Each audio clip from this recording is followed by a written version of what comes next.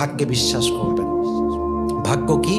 ভাগ্য হচ্ছে আল্লাহ আমার জন্য যা লিখে রেখেছেন এটা ডেফিনেটলি একদিন আসবেই। এটা আমার থেকে কেউ চাইলে কেড়ে নিতে পারবে না। আর যেটা আমার ভাগ্যে লেখা নাই, আমি হাজার চেষ্টা করলেও হয়তো এটা আমার জীবনে আসবে না। ঠিক কিনা বলেন?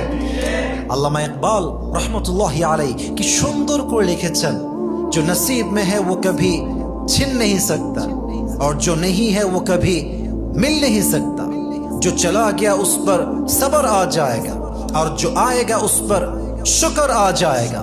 रब की फैसले अकल से तोले नहीं जाते, रब के फैसले अकल से तोले नहीं जाते, ये दिल के यकीन से समझे जाते हैं।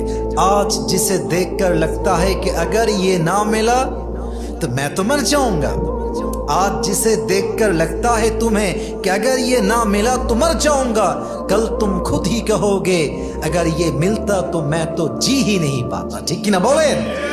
আজকে যাকে দেখলে মনে হয় না পাইলে মরে যাব, কালকে মনে হবে যে এরে তো পাইলে আমি আগের দিনই মরে যেতাম। ঠিক কিনা বলেন?